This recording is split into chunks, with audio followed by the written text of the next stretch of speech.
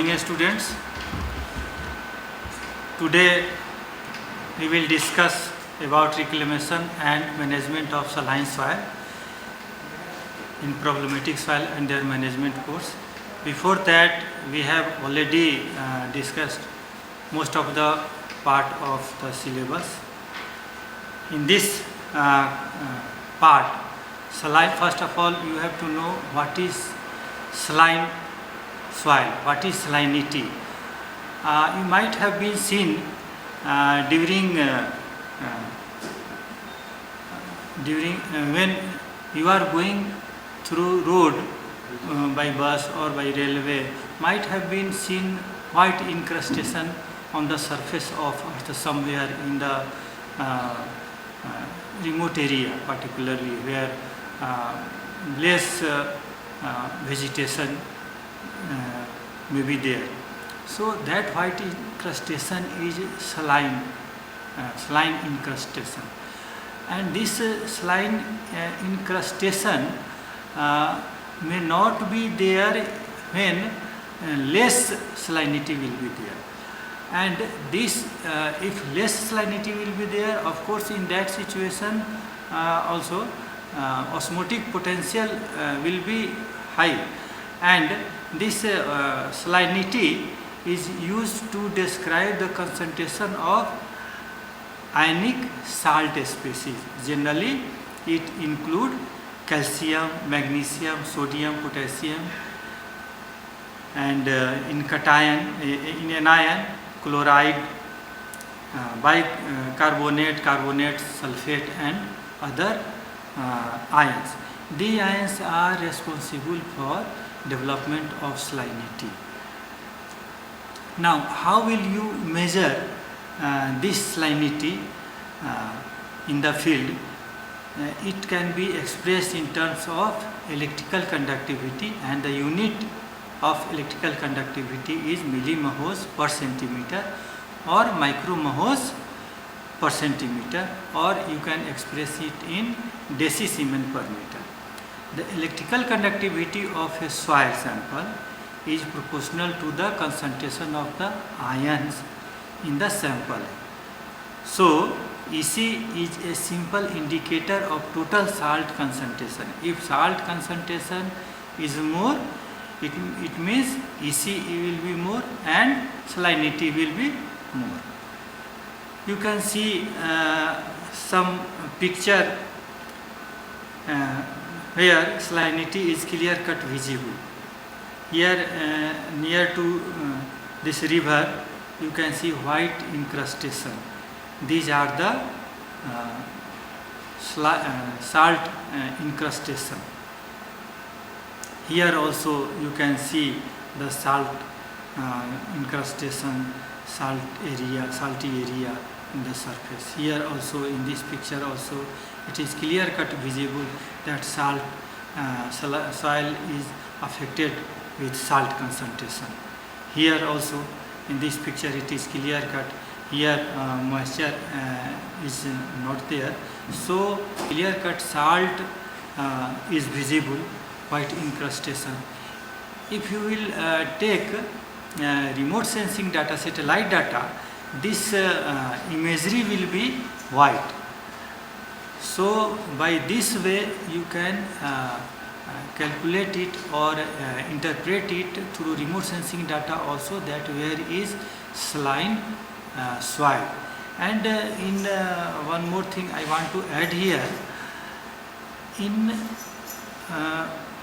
sandy soil also white incrustation can be taken through satellite data, and satellite data white in patches can be recorded by ice cap also, by cloud cover also. These are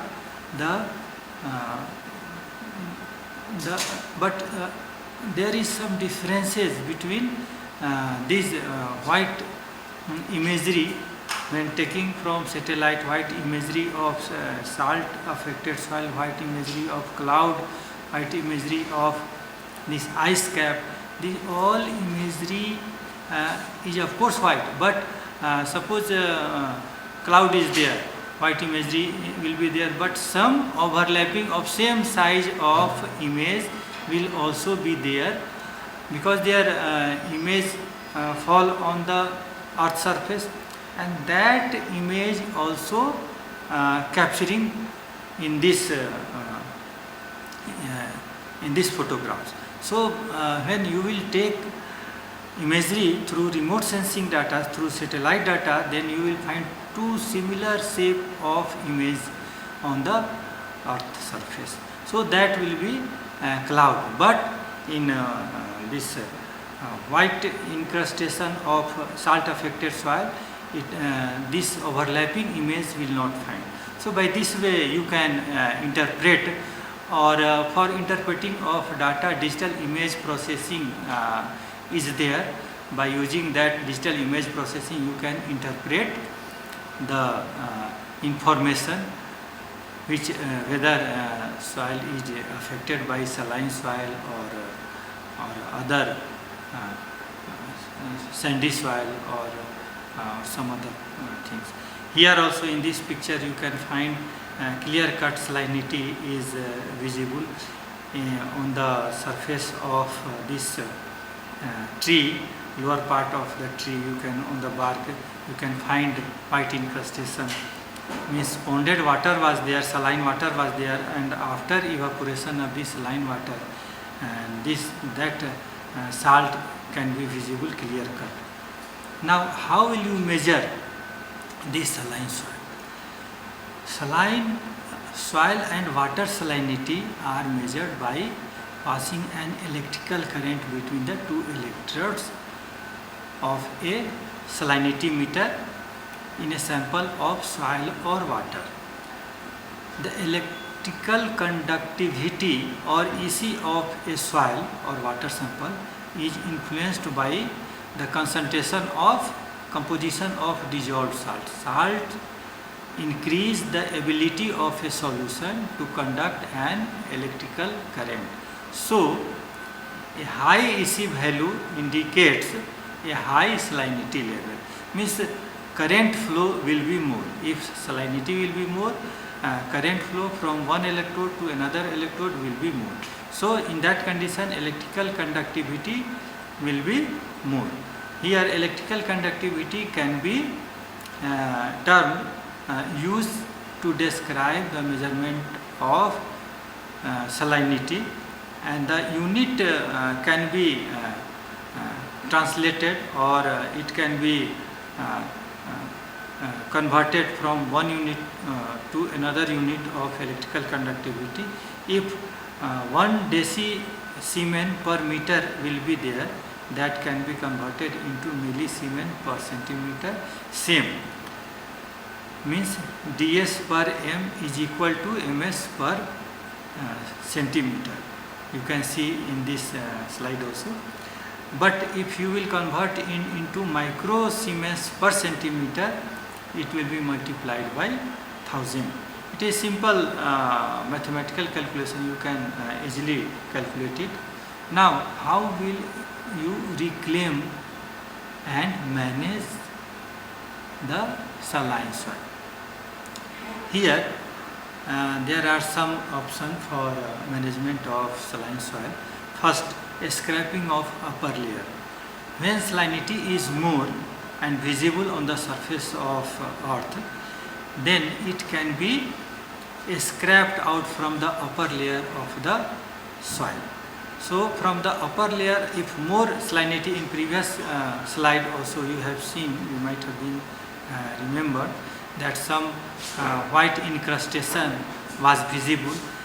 If that type of white incrustation will be there, means more white patches will be there, that part can be scraped out, and by this way we can manage the salinity. Some crop, particularly for horticultural crops, root stock and mulching is useful. Means some root stock are saline resistant, so that root stock can be taken. In new planting can minimize the detrimental effect of salinity. And mulching, as saline water evaporates from the soil, it leaves behind soils. A good mulch under the crop helps reduce surface evaporation, maintains moisture near the soil surface, and reduce the buildup of soil salinity. So this is also a method by which we can reduce or manage the salinity level. Third is monitoring salinity level. Salinity level monitoring is also very much essential. Only after that you will know whether salinity is more or less, or up to which level salinity is prevail in the soil, and accordingly we can manage the soil. So if you have a regular irrigation water salinity problem, you must have a meter for monitoring salinity level. A small handheld meters are readily available at reasonable cost, but before using it, calibrate the meter against a known buffer solution at least twice each season before using it, as all meters tend to drift in accuracy over time. This calibration is a simple procedure. The meter should come with instructions for this. All instruments are coming with some instructions. That instructions should be followed up. Now, fourth management option is using leaching. This leaching is very important. The main method of reducing the effect of saline water is to apply extra water to leach salt below the root zone. What we are doing means, if more salinity will be there, it can be scraped out, but less salinity will be there, and that salinity is detrimental for plant growth. So what we are doing, we are just leach this ionic form, that ions leached down below the root zone, so that the effect of this salinity cannot come to the plant through the root. So that way we are using more water, fresh water, so that salinity can be leached down beyond the root zone. So water with an electrical conductivity as low as 800 micro Siemens per centimeter will add over half ton of salt for each megaliter of water applied. This is an example to know how much salt one can add if 800 microsiemens per centimeter EC water will apply. At this rate, unless leaching and drainage occurs, soil salinity may quickly increase to unsustainable levels. Leaching often occurs with rainfall. In other cases, irrigation water beyond the crop's water requirement may need to be applied. The extra irrigation water needed to leach salts in terms the leaching fraction, that is called leaching fraction, and this can be calculated for various crops and soil types. The formula for MLR, minimum leaching requirement, are EC. This EC is WA, means ECWA is EC of available irrigation water which we will apply to irrigate, and EC of WY, this is the salinity level of the irrigation water that results in a specified percentage yield loss. This will be more clear in next slide when this example you will see. Here, suppose we needed to use water with an EC of 1800 microsiemens per centimeter, and we are prepared to accept a 10% yield loss. and we know that water of 1700 microsiemens per centimeter, or you can say 1.7 decisiemens per meter EC would cause this yield loss. This 10% yield loss, suppose we are accepting it in that saline water, saline soil.